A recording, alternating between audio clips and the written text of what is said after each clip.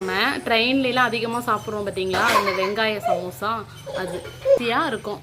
வீட்டில் நீங்கள் ஈஸியாக செஞ்சிடலாம். இங்கே பாருங்கள், நம்ம சமோசாவுக்கு தோசைக்கல்லில் போட்டு நம்ம லைட்டாக ஒரு 2 மினிட்ஸ் இதை போட்டு இப்படி திருப்பி நம்ம எடுத்து வச்சுக்கிறோம்.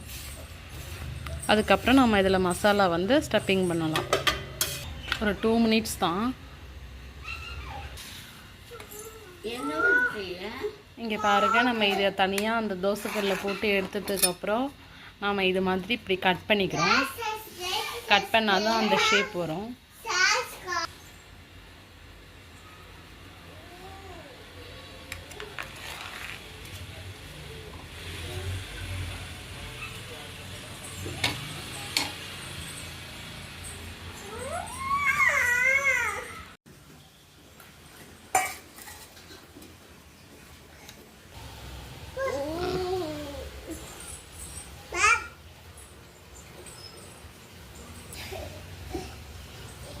இங்கே பாருங்கள், நம்ம சமோசா பொரிக்கிறதுக்கு நம்ம அழகாக ஸ்டெப் பண்ணி எடுத்து வச்சுருக்குறோம். இதே மாதிரி நல்லா ஷேப்பாக கரெக்டாக இருக்குது பாருங்கள். இது ஈஸியான மெத்தட் சமோசா பண்ணுறதுக்கு. உருளைக்கிழங்கு போட்டு மசாலா பண்ணணும், அந்த மாதிரி கஷ்டமான இது கிடையாது. ஈஸியாக பண்ணிக்கலாம். நம்ம ட்ரெயின்லாம் அதிகமாக சாப்பிட்றோம் பார்த்தீங்களா, அந்த வெங்காய சமோசா அது ஈஸியாக இருக்கும். வீட்டில் நீங்கள் ஈஸியாக செஞ்சிடலாம்.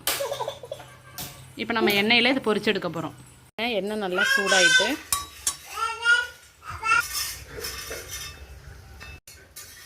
நம்ம எண்ணெயில் போட்டாச்சு.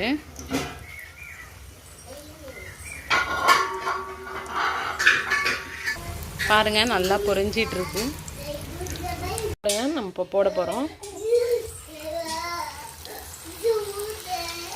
இது மாதிரி நீங்கள் சின்ன சின்னதாக பண்ணி ஈவினிங் உங்கள் குழந்தைங்களுக்கு ஸ்நாக்ஸாக கொடுக்கலாம். இது வந்து கஷ்டமாகவும் இருக்காது, ஈஸியாக இருக்கும். குழந்தைங்களும் லைக் பண்ணி சாப்பிடுவாங்க. கடையிலெல்லாம் வாங்கி கொடுத்து நீங்கள் இது பண்ணாமல். பாருங்கள், சம்சா நல்லா ஃப்ரை பண்ணி எடுத்தாச்சு. நல்லா முறுமுறு வெங்காய சம்சா ரெடி. ட்ரெயினில் சாப்பிட்டு பார்த்துருப்பீங்க, அதே சம்சா தாங்க.